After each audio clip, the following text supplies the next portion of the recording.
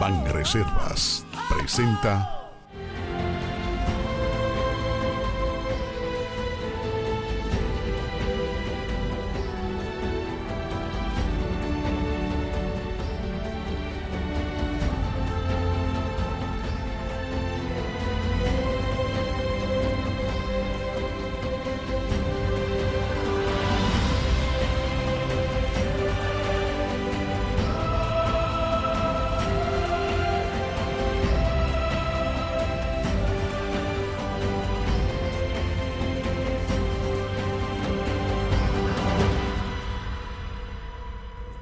Amigos, bienvenidos a Diálogo del Pensamiento, nuestro encuentro semanal con las ideas, criterios, conceptos, con el objetivo de fortalecer la construcción de una mejor democracia en la República Dominicana.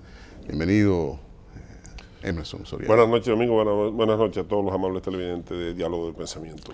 Inicialmente vamos a tocar así, de manera breve, en nuestro comentario de hoy, Emerson, el tema de las cárceles. En las cárceles dominicanas hemos avanzado mucho porque en este momento algunos países de la América hispana están comenzando a establecer el programa de cárceles modelos que nosotros tenemos ya, que llamamos el nuevo modelo penitenciario.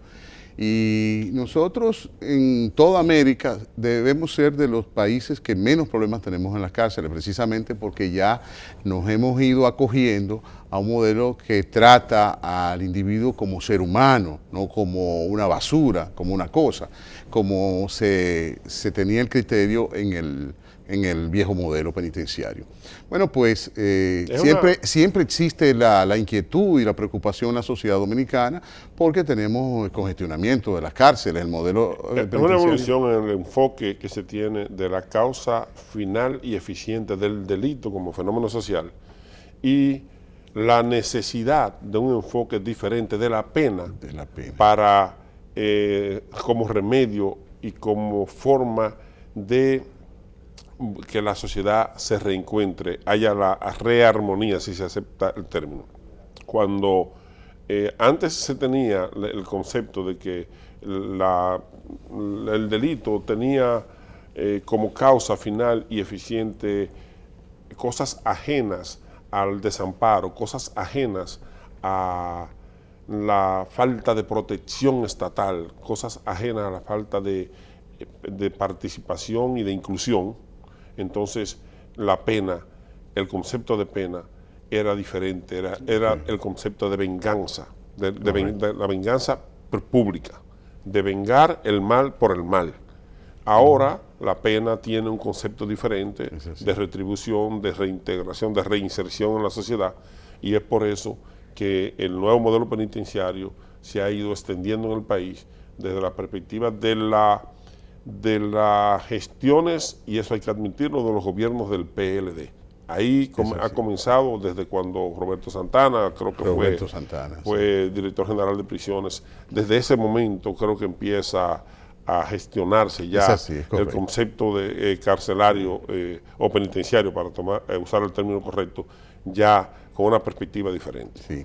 Y aunque el tema no es enfocar eso, que debe ser tema de un programa, probablemente el enfoque del nuevo modelo penitenciario, la preocupación viene porque recientemente la comisión carcelaria, que está presidida por un sacerdote, que la integran varias personalidades, se acercó al presidente de la República con el objetivo de exponerle una serie de necesidades y preocupaciones de la sociedad y de la población carcelaria en sentido general. Y el presidente Medina les respondió que hay un proyecto ya aprobado para construir una nueva cárcel en Santo Domingo. Es que tú dices, por ejemplo, que no son temas transversales, lo que yo estaba tratando, pero lo son. Sí, claro. Como es transversal también el hecho de que este es un gobierno con muchas previsiones y muchas ejecuciones. Su oferta política 2012 satisfizo el 97%. Y de su oferta política del 2016, lleva gran parte de lo que pertenece a este año ya satisfecha. Es un gobierno que se preocupa por cumplir lo que promete y que tiene previsiones importantísimas en términos de lo que son las conquistas de la sociedad. Es así, Emerson, que nosotros vemos con complacencia el hecho de que el presidente Medina anunció en la construcción de una nueva cárcel. Hemos planteado y hemos analizado aquí en Diálogo del Pensamiento, la solución no es someter la represión al hombre a la privación de la libertad, sino la prevención. Y obviamente... Pero una vez ya cometidos los delitos, sí, no hay... Sí, hay que poner una sanción, hay que poner una sanción. Hay que poner la sanción por obligación.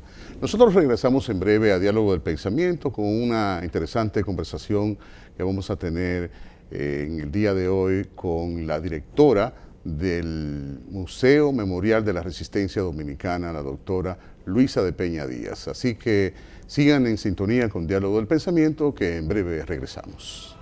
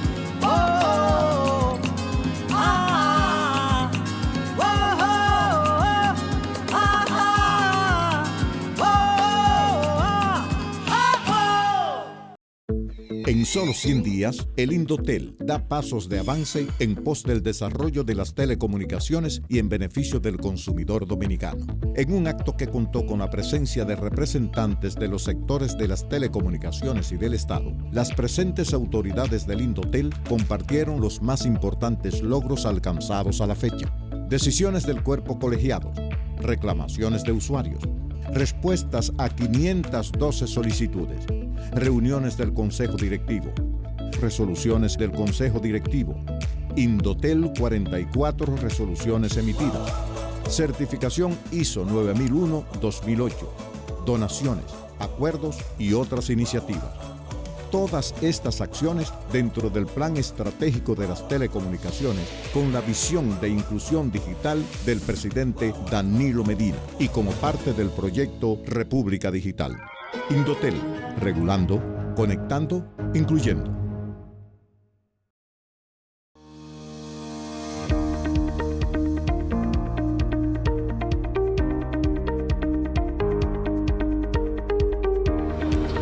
Soy Miquel Rodríguez, soy maestro de obras civiles.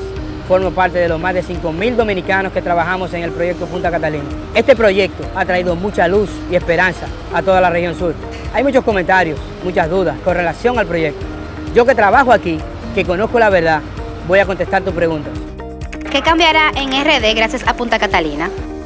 Lo primero es que se van a acabar los apagones, porque vamos a producir más energía. Y además, se va a reducir el costo de la energía en un 28%. ¿Por qué se hizo una planta de carbón? Lo primero es que no es el carbón común que conocemos para cocinar. No tiene nada que ver con eso. Este carbón es el carbón mineral extraído del subsuelo de la Tierra y es el combustible más abundante del planeta. Esto reduce nuestra dependencia del petróleo y nos permite producir energía más barata. Yo me siento muy orgulloso de formar parte de Punta Catalina. No se deje engañar más. Es tiempo de que llegue la luz. Punta Catalina es 100% energía dominicana, energía tuya, energía nuestra. Punta Catalina, iluminando en el presente para el futuro del país.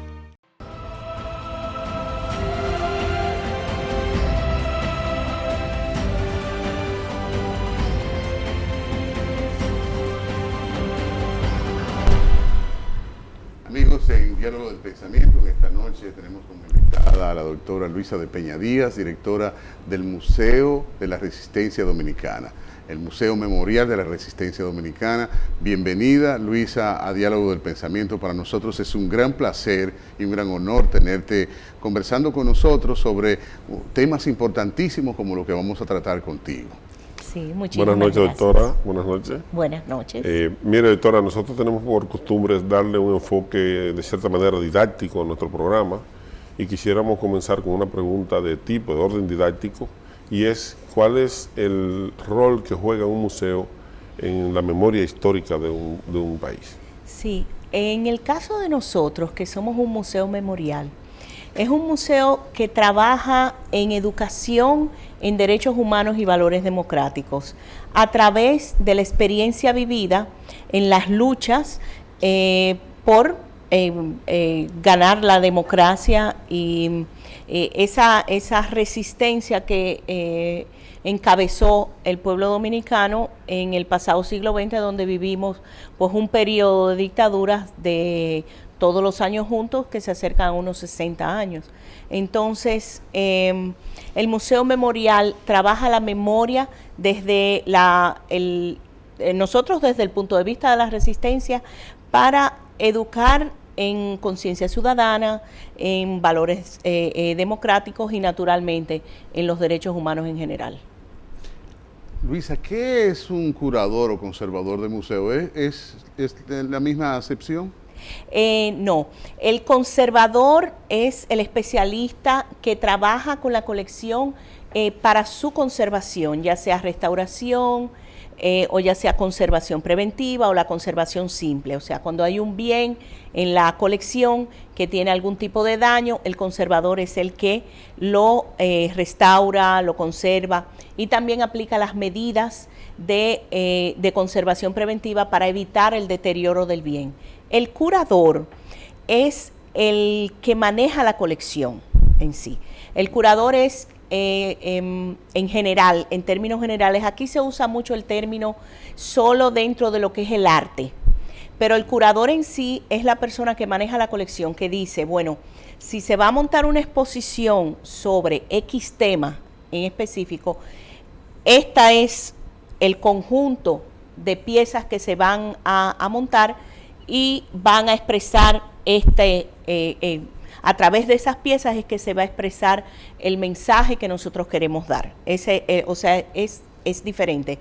El término curador, que sobre todo en la escuela norteamericana, el curator, viene siendo el museógrafo en la escuela española. Hay un punto de encuentro y también hay un punto de desencuentro entre lo que es el museógrafo y el curador, dependiendo de la escuela que se aplique. ¿Y entonces el museólogo es el que...? No, el museólogo es el que maneja la ciencia del museo. Okay. O sea, es la teoría del museo en sí. El museólogo funciona al momento de la creación de un museo o de la transformación de un museo en sí. Y el museólogo es el que traza la estrategia desde el punto de vista del museo para el desarrollo del museo y la interacción con el público. La museología es una ciencia, la museografía es más técnica y está más relacionada con el diseño y la conversación directa con el visitante. ¿Y cómo gestiona un museo como el de la Resistencia la cuestión íncita de las prioridades, sobre todo en relación con la cuestión íncita de promover valores y concienciar a la ciudadanía, implicándolo en esa pretensión? Sí, muy buena pregunta. Hace unos meses, y voy a responder a lo mejor un poquito desviado, pero que al final vamos a llegar. Hace unos meses, el jefe del área de arqueología del Museo Británico nos tocó compartir en el foro de alto nivel para museos de UNESCO, y él me hacía una pregunta: ¿cómo los museos memoriales se ven dentro de 50 años cuando ya el sobreviviente no exista? Y nosotros le contestamos lo siguiente: a lo largo de la evolución del hombre, hay una constante, que es la búsqueda del hombre por mejorar su humanidad. Entonces uno ve desde los cilindros de Ciro y se pasa por la Carta Magna y la ley del hombre, la ley romana, los derechos del hombre, todo lo que es el código, la Revolución Francesa y los derechos que establece Napoleón, la Declaración de Independencia de los Estados Unidos, donde se establecen derechos de igualdad, y llegamos al final, a mediados del siglo XX, donde vemos la Declaración Universal de Derechos Humanos, que ha sido lo más desarrollado. Entonces, siempre hay que tener en cuenta en el tipo de institución de nosotros que el hombre siempre busca mejorar su humanidad, y nosotros lo que hacemos es ofrecerles las herramientas a nivel individual para mejorar su humanidad como ser individual y contribuir en el colectivo para el mejoramiento de la sociedad. Entonces, es una constante que nos lleva también a evolucionar en todo lo que es nuestros programas de desarrollo, nuestros programas educativos, de ir también adaptándonos a los nuevos tiempos, a los lenguajes, a los códigos de lenguaje de las nuevas generaciones. Entonces, parecería ser complicado, pero realmente es bastante simple, porque es la naturaleza humana. El humano por naturaleza es bueno. O sea, nosotros creemos que el humano por naturaleza es bueno, y es potenciar esa naturaleza del hombre en base naturalmente a todo lo que uno trabaja desde lo que es la enseñanza de la memoria histórica hasta la conciencia en derechos. La conciencia en derechos y al mismo tiempo la conciencia en deberes. ¿Y usted siente que corresponde a la sociedad ese esfuerzo de ustedes por concienciarla e involucrarla, implicarla en esa pretensión? Sí, claro. Es un trabajo, es como un trabajo de hormiguita, que uno en lo inmediato parecería que no hay resultados, pero sí los hay. Porque resulta que nosotros trabajamos con jóvenes, esos jóvenes que todavía no han salido a la sociedad a hacer fuerza de trabajo, a participar como entes sociales y ciudadanos plenos, pero uno siembra en esa juventud esa semilla de curiosidad, de reflexión, esa semilla de lo que es el ser humano y sus derechos y sus deberes. Y ya depende de cada uno de esos muchachos el potenciar eso. O sea, ahí viene la individualidad.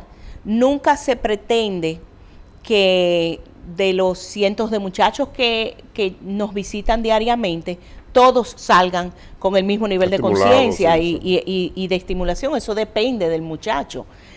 Pero definitivamente que sí, porque hemos tenido casos de muchachos que han regresado con sus familias. Ese es un nivel de... Otros que han regresado con el deseo de hacer voluntariado en el museo. Otros que llegan a sus escuelas e inician movimientos de conciencia dentro de lo que son los estudiantes. Entonces, vuelvo y digo, es un trabajo de hormiguita. Tienen que pasar 20 años para uno realmente, cuando ya esa generación está en una posición de influenciar, uno empezar a ver los cambios. Pero definitivamente hay algo que está probado, y en otras sociedades está probada. Cuando el niño y el joven crece con la conciencia plena de sus derechos y hace de esos derechos humanos parte de su vida y de su accionar, cambia su entorno. Cambia su entorno, y eso es una onda de expansión. O sea, va influyendo en todos, pero empieza con uno. Mira, ustedes tienen allí una cantidad de elementos interesantísimos que me imagino ha costado mucho esfuerzo. Tuve la dicha de conocer al doctor Franklin Franco, con quien poco antes de morir tuvimos una larga conversación, y era un intelectual que servía al Museo Memorial de la Resistencia Dominicana, estaba en el área de investigación, no sé, me había contado y me habló sobre muchísimas cosas. Y ustedes tienen ahí una gran cantidad de elementos que han obtenido, me imagino con muchísimo esfuerzo, porque muchas veces Sí. las mismas familias no tienen documentos de sus propios familiares que desaparecieron desde la tiranía de Trujillo hasta el 65, ¿verdad? Nosotros llegamos hasta el 78. Al 78, cuando regresa la democracia. Cuando comenzamos regresa la de nuevo, democracia sí, a la República Dominicana. Exactamente. Bien, con atención a qué criterios ustedes dividen el universo del acervo, o sea, es decir, las piezas, documentos, Sí. todos esos elementos de que hemos conversado. Bueno, primero que nada, nosotros tuvimos el privilegio de contar durante toda la etapa de creación del museo con Franklin Franco. Yo creo que Franklin Franco no se puede definir con una palabra.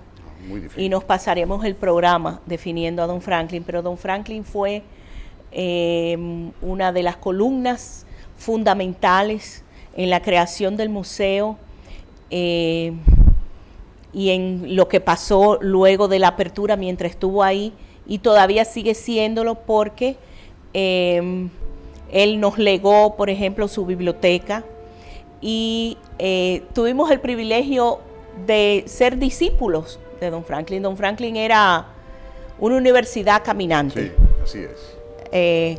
Entonces, eso nos dio una ventaja en ese sentido. En cuanto a lo que es cómo nosotros dividimos nuestro acervo, nosotros no lo dividimos. Para nosotros todo es importante. Lo más mínimo es importante porque Pero en función de las En términos de categorías.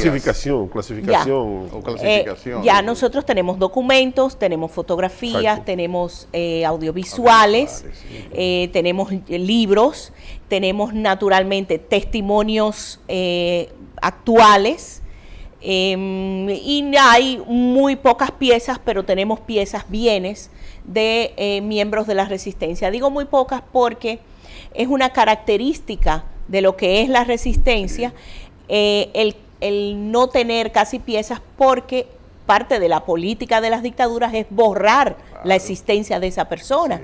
Entonces, ¿cómo la borran? A través del medio material, o sea, no solo desaparecer la persona, sino desaparecer cualquier bien que pueda relacionar a la persona. Pero la memoria tiene algo, y es que como la memoria es intangible, uno la puede transmitir a través de imágenes, a través de textos, y puede motivar también a la persona a construir su propia memoria en base a todos esos elementos. Pero para nosotros todo es importante, porque es como un rompecabezas, y la pieza más pequeña puede ser que te complete toda la investigación. Entonces, nuestra colección sobrepasa los 200.000 ítems, de los cuales unos 160.000 fueron inscritos por UNESCO en el Registro de Memoria del Mundo, que es el capítulo de Patrimonio de la Humanidad para documentos. Entonces, la colección del museo fue calificada por UNESCO como de importancia mundial e influencia global. Y dice lo siguiente: la lucha por los derechos humanos en la República Dominicana es un patrimonio de importancia mundial e influencia global. Y eso es muy importante, porque resulta que eso nos coloca en la posición de ejemplo como pueblo, Referente. como un referente en la lucha por los derechos humanos. Entonces, nuestra colección realmente es lo más importante que tenemos, y está compuesta por todo eso, y está todo el tiempo ampliándose, porque la gente cada vez,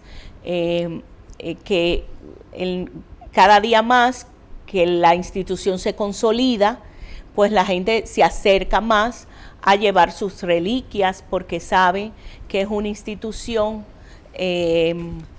que tiene ya cierta solidez, cierta credibilidad, y pues van a estar seguros allá. Vas a permitirnos ahora un una pausa para nosotros cumplir con nuestro compromiso de publicidad y en breve vamos a regresar, amigos televidentes, con Diálogo del Pensamiento y la doctora Luisa de Peña Díaz, directora del Museo Memorial de la Resistencia Dominicana. Regresamos en breve.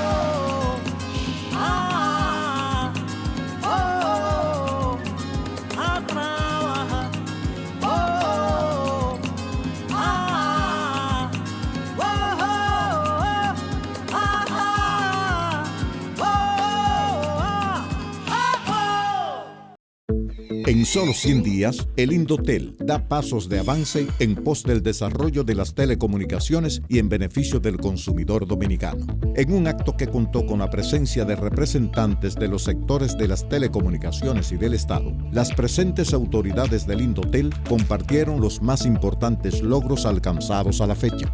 Decisiones del cuerpo colegiado, reclamaciones de usuarios, respuestas a 512 solicitudes, reuniones del Consejo Directivo, resoluciones del Consejo Directivo, Indotel 44 resoluciones emitidas, certificación ISO 9001-2008, donaciones, acuerdos y otras iniciativas. Todas estas acciones dentro del Plan Estratégico de las Telecomunicaciones con la visión de inclusión digital del presidente Danilo Medina y como parte del proyecto República Digital. Indotel, regulando, conectando, incluyendo.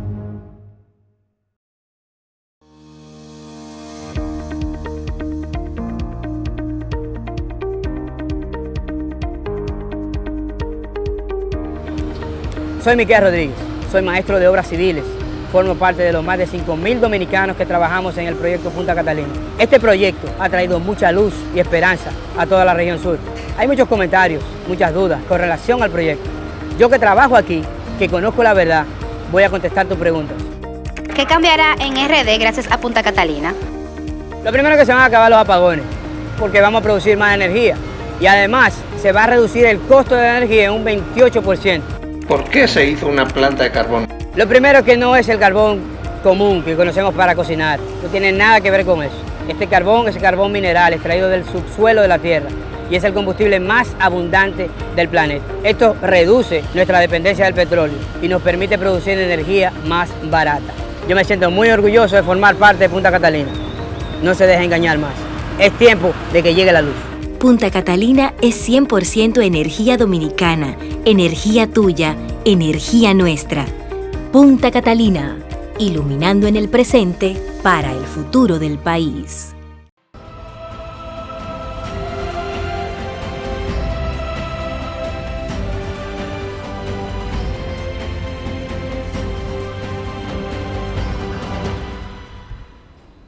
Ya estamos de regreso, amigos, amables televidentes, con la doctora Luisa de Peña, directora del Museo de la Resistencia. Doctora, ¿de quién fue la idea de crear un Museo de la Resistencia en la República Dominicana? Bien. ¿O de quiénes? Sí. En el año 1995, ya nosotros teníamos unos añitos trabajando en museo. Y doña Ángela Titá Ricard, era prima de mi abuela, es madre de uno de los expedicionarios de junio del 59, de Tony Mota Ricard. Entonces un día yo trabajaba en ese momento en el Museo Faro Colón, y regresaba a mi casa y mi abuela y doña Ángela, mi abuela Cristina Gautier, ellas eran primas, me esperan en la galería y me dicen que ellas quieren hablar conmigo, así como no. que ellas están muy preocupadas con que qué va a pasar con los bienes de los expedicionarios, de los muchachos, cuando ya ellas no estén, las viejitas. Total, la Fundación Héroe de Constanza Maestre Hondo sigue ahí, sigue en pie muy bien. Pero ellas eran bien particulares, las que conocieron a esas madres. Los que los conocieron saben cómo eran ellas. Y que ellas querían que yo le hiciera un museo. Yo le dije, ajá, bueno, está bien, sí, cómo no. En ese momento uno no estaba en eso. Y un par de semanas después mi mamá, que militó en el 14 de junio, me llama porque ellas se lo dijeron a mami y me dice que me recuerde la responsabilidad que tenemos los dominicanos libres con aquellos que dieron su vida por nuestra libertad. Y entonces empezamos a trabajar en la idea de un museo de historia sobre los expedicionarios. Tengo que admitir que mi área de trabajo era historia del arte. Yo de memoria histórica y de historia, nada. Empezamos a profundizar y nos dimos cuenta que uno no puede extraer de su contexto un episodio dentro de la dictadura. Entonces ahí empezamos a armar todo lo que fue la dictadura de Trujillo. Entonces vuelve y nos pasa y decimos, bueno, pero uno no puede extraer la dictadura sin hablar de los antecedentes y las consecuencias. Es todo un periodo. Y estuvimos trabajando en eso hasta que en el año 2000, en el encuentro que hubo del Consejo Internacional de Museos en Barcelona, se reconoce a los museos memoriales como museos diferentes, no museos de historia, sino con una característica diferente.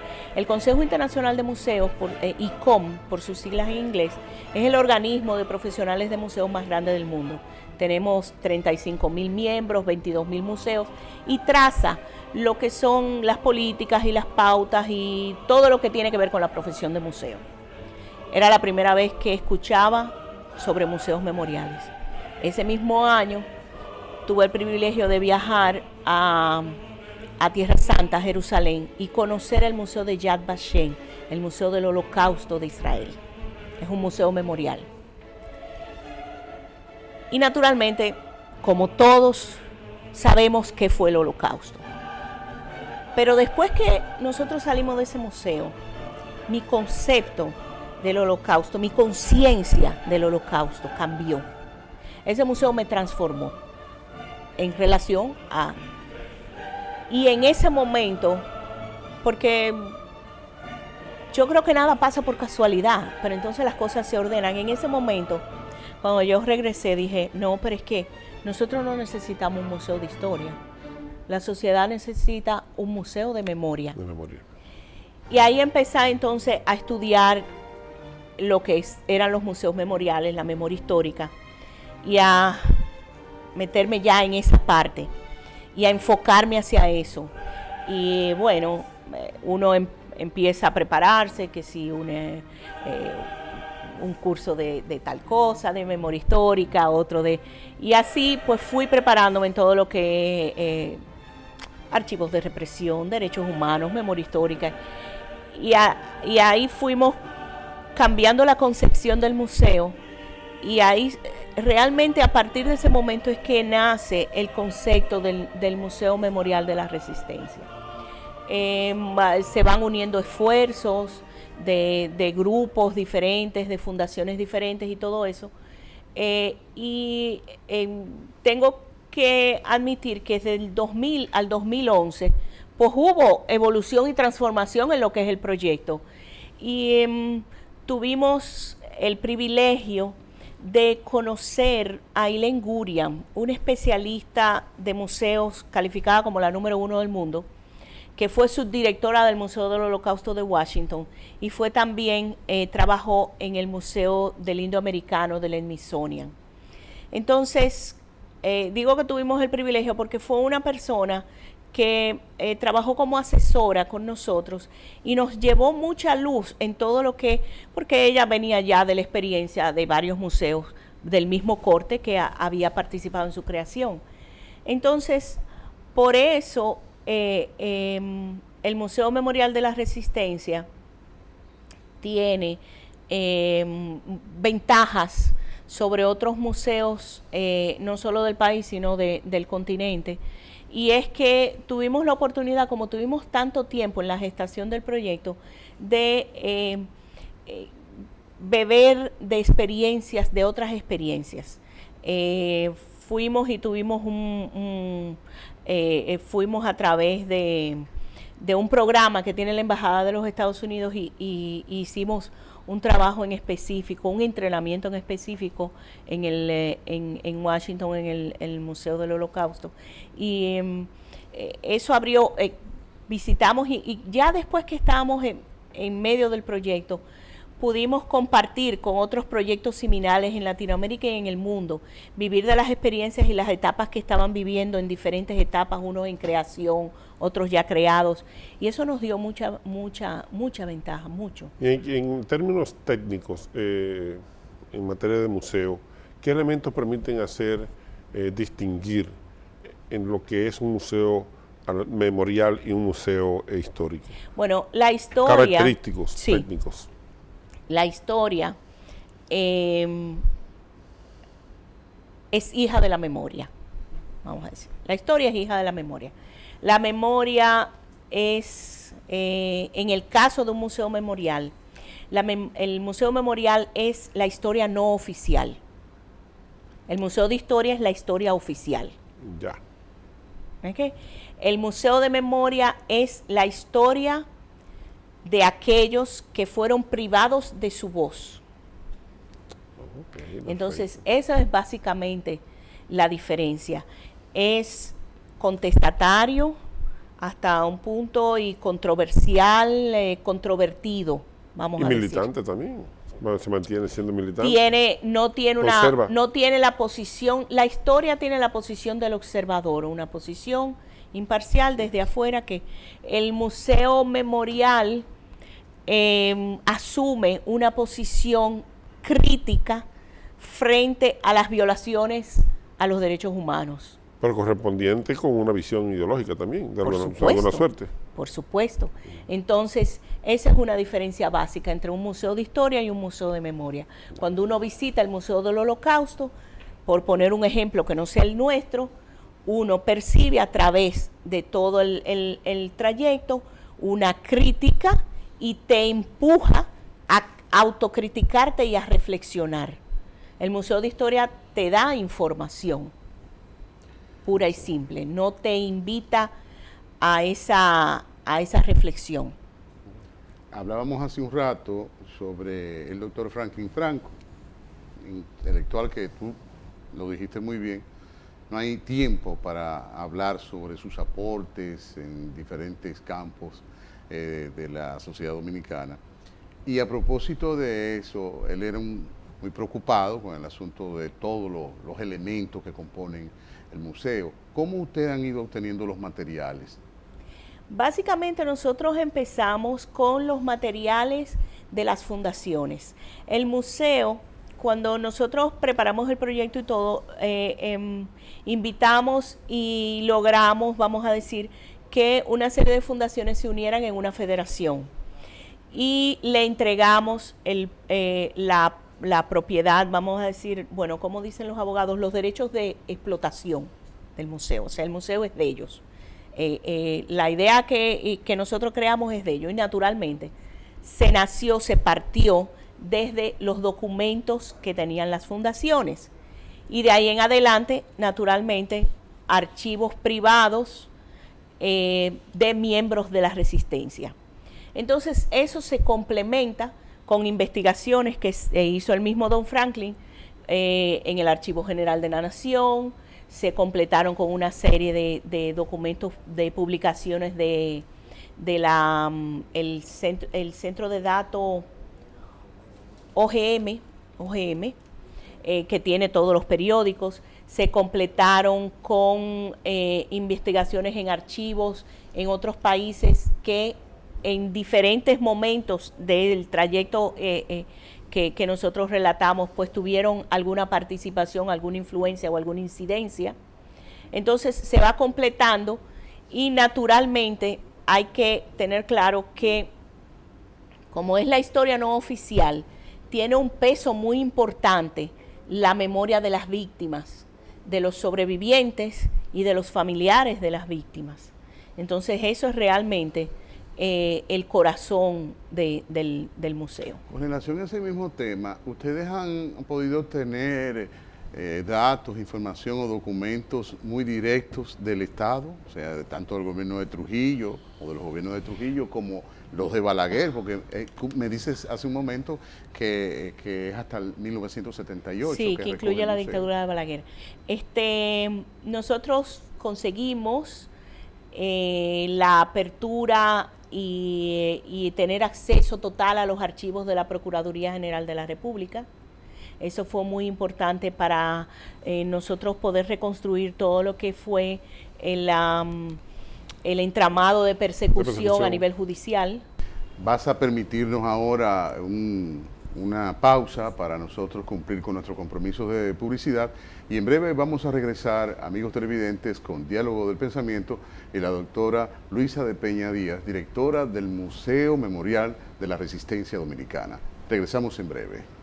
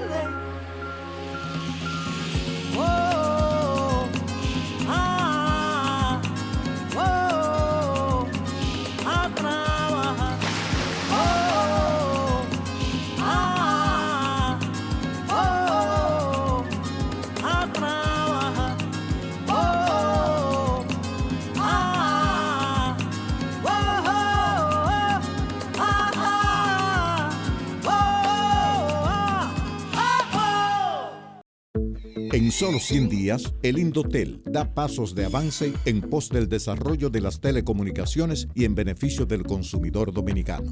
En un acto que contó con la presencia de representantes de los sectores de las telecomunicaciones y del Estado, las presentes autoridades del Indotel compartieron los más importantes logros alcanzados a la fecha.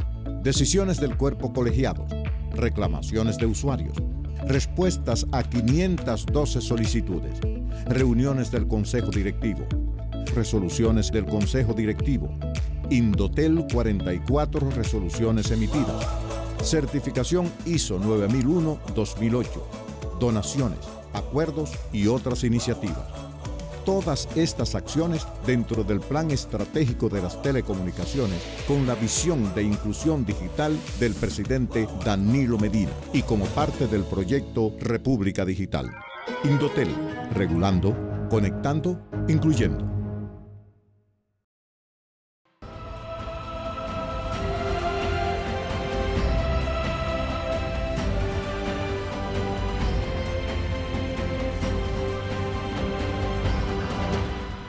Amigos, continuamos conversando en Diálogo del Pensamiento con la doctora Luisa de Peña Díaz, directora del Museo Memorial de la Resistencia Dominicana.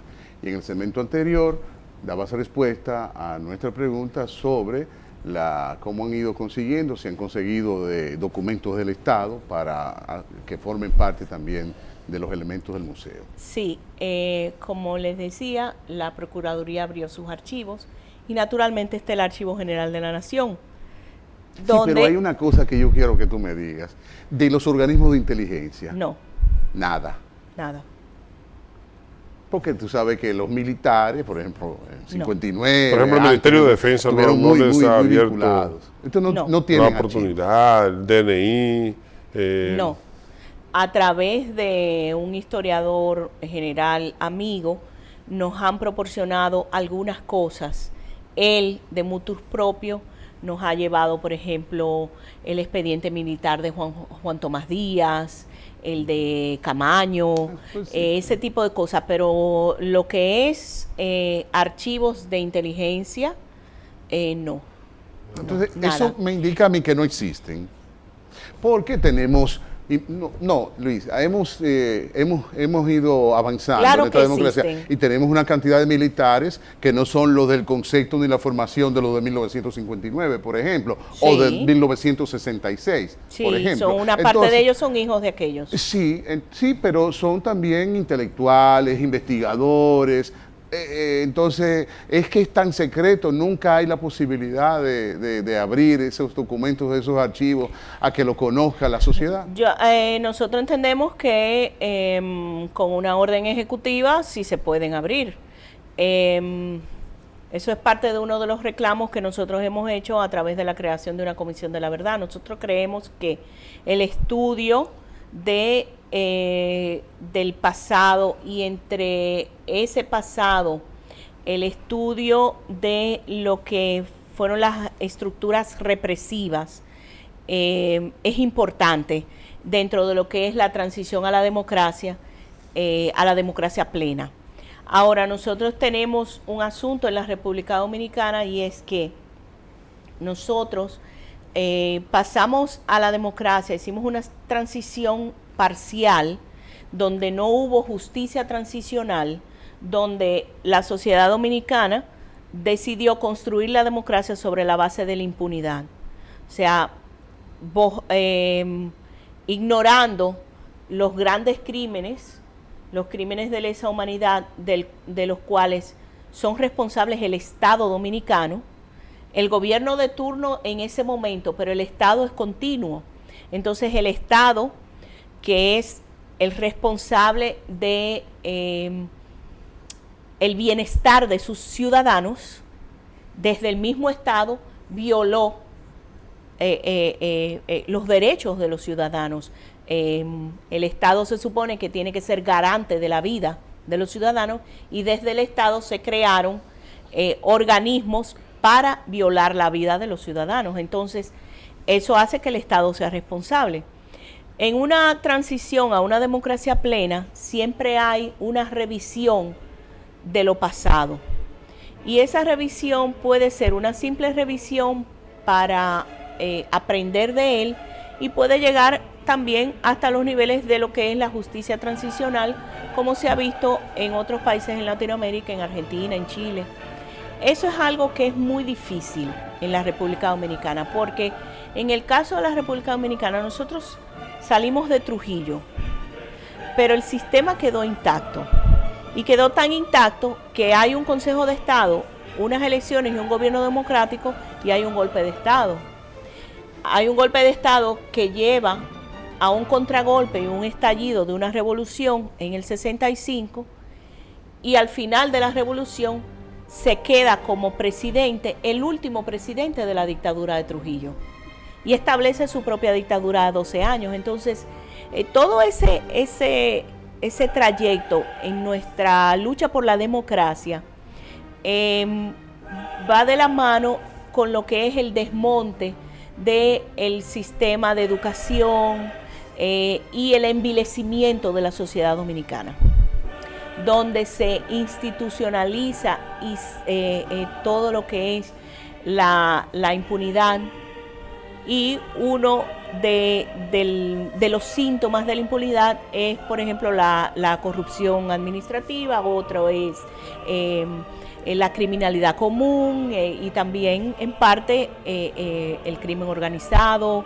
que originalmente era terrorismo de Estado y hoy es un crimen organizado de narcotráfico, sicariato, pero está todo enlazado. Entonces, el estudio de los mecanismos de represión, para lo que sirve es para eso. La apertura y la transparencia en sociedades democráticas siempre son necesarias y son buenas, son positivas. En nuestro país la sociedad tiene complicidades que no hemos logrado romper con eso. Entonces es algo que nos mantiene atados a un pasado que debería ser simplemente al día de hoy un capítulo de enseñanza. Sin embargo, hay todavía heridas que no han podido sanar y no van a poder sanar nunca porque no es el tiempo que las sana, sino la memoria, la verdad y la justicia.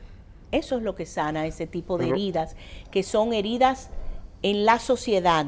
No estoy hablando de heridas individuales, de aquel que perdió su papá, de aquel que perdió su mamá. No, estamos hablando de heridas en la sociedad. Mientras haya desaparecidos, hay cuentas pendientes. Hay cuentas pendientes. Entonces, una sociedad no se puede dar el lujo de tener desaparecidos sin buscarlos, sin dar una respuesta. Porque entonces, a todas luces, es una sociedad fracasada. Pero, habida cuenta de que los crímenes contra la humanidad son imprescriptibles ya, a mí me surge una idea. Siendo que existe un dicho, una frase que dice que los pueblos que olvidan su historia están condenados a repetirla.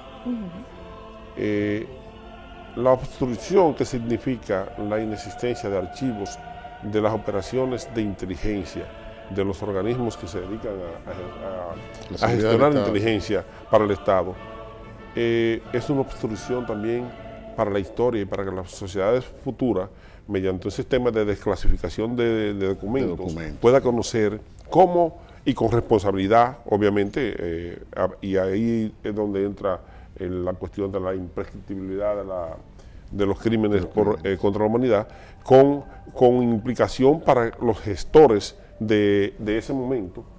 ¿Por qué no se gestiona una iniciativa legislativa, por ejemplo, de carácter popular, que existe la iniciativa popular en el marco de nuestra Constitución, para que se cree una ley que obligue a los gestores de la inteligencia estatal a archivar sus operaciones y su desempeño, como ocurrieron, con implicancia para ellos en lo futuro y con un régimen de desclasificación? ¿Por qué no se hace eso?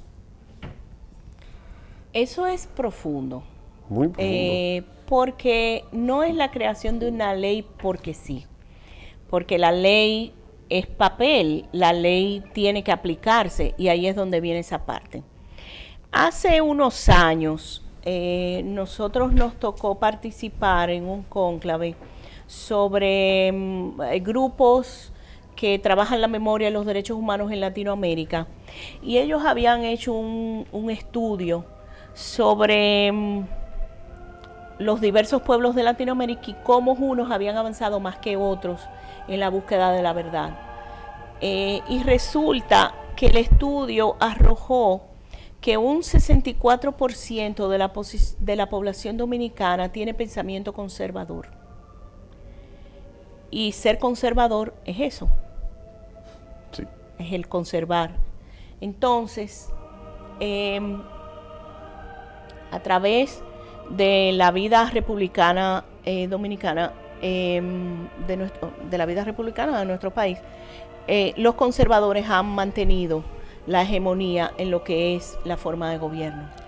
Entonces, si bien han habido algunos pocos gobiernos liberales, pero aún aquellos gobiernos liberales han estado siempre bajo el yugo de los conservadores, porque la población dominicana es en su mayoría conservadora. Es un problema de educación, es un problema de conciencia, es un problema de pensamiento, de cómo se ve la vida. No es tan simple como una iniciativa popular para una ley. Hay que tener conciencia de qué significa esa ley y qué resultados se esperan de ella. Y ahí es donde está, yo entiendo que el tranque en nosotros, aun y cuando nosotros somos una sociedad que hemos madurado bastante, luego de la caída de las dictaduras, mucho se ha madurado, pero parece ser que no hemos llegado al punto que han llegado otras sociedades, nos va a tomar más tiempo, o a lo mejor estamos a la vuelta de la esquina, no sabemos. Que me interrumpa, es que llegan esos momentos. Por eso es que es importante que sí exista una plataforma legal que legitime las acciones en el momento en que ya la sociedad haya madurado. Por eso es que es importante que exista una ley, porque como acabábamos de decir, los crímenes contra la humanidad son imprescriptibles. Se demostró con el caso de Orlando Martínez. Sí. Hubo una condena. Entonces, si existe la plataforma, cuando llega el momento de que la sociedad haya madurado y emprender acciones difusas, así sean difusas o colectivas, en relación con la persecución de esos crímenes, es posible no solamente que las generaciones futuras conozcan la historia, sino que se obtenga condenación, así las personas sean ya mayores de edad, como sucedió con los autores de la muerte de Orlando Martínez. Los autores materiales, no los intelectuales. Sí, obvio. Lo que pasa es que las leyes se legislan en un Congreso que tiene una mayoría conservadora. Entonces, yo no es que estoy descartando nada. Sí. Ojalá y aparezca un legislador, diputado o senador, que asuma esa petición. Porque nosotros, por ejemplo, tuvimos un movimiento para la Comisión de la Verdad y recolectamos 140,000 firmas y se depositó una propuesta.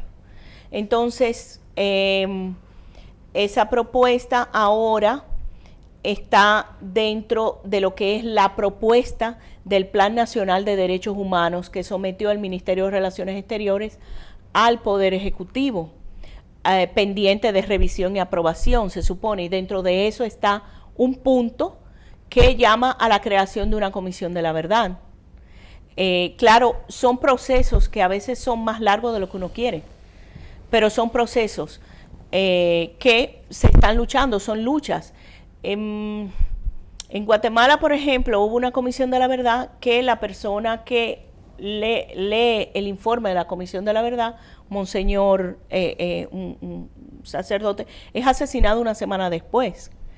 En Chile hubo una primera comisión de la verdad con un informe y luego hubo una segunda comisión de la verdad unos años después con un informe ampliado. Hay diferentes ritmos. Bueno, Luisa, el tiempo se nos agotó, lamentablemente. Y hay que comprometerla a volver. Sí. Vas a tener que comprometerte con nosotros a volver para hablar un poco más, tanto que nos quedan muchos temas sobre el museo. Invitar a todos los amigos, a los dominicanos, a que vayan al Museo de la Resistencia. Está todos los días, con excepción de un día que no abre. Los lunes que estamos cerrados. Están cerrados, por mantenimiento. Y es fantástico porque me parece interesantísimo, un museo moderno. A mí que me gustan mucho los museos y conozco algunos de fuera del país, siempre me atrajo mucho, no solamente por la vinculación familiar que nos une al museo, sino también como dominicano y para fortalecer mi conciencia social. Así que yo les invito a todos los amigos televidentes a ir al Museo Memorial de la Resistencia Dominicana. Hemos tenido con nosotros en Diálogo del Pensamiento, a propósito del museo, a la directora de esa institución, la doctora Luisa de Peña Díaz, conversando sobre el rol del museo y al final tocamos un punto importantísimo que tenemos pendiente, que es el de la creación de una comisión de la verdad en la República Dominicana. Les invitamos a que estén con nosotros la próxima semana en Diálogo del Pensamiento. Hasta entonces. Banreservas presentó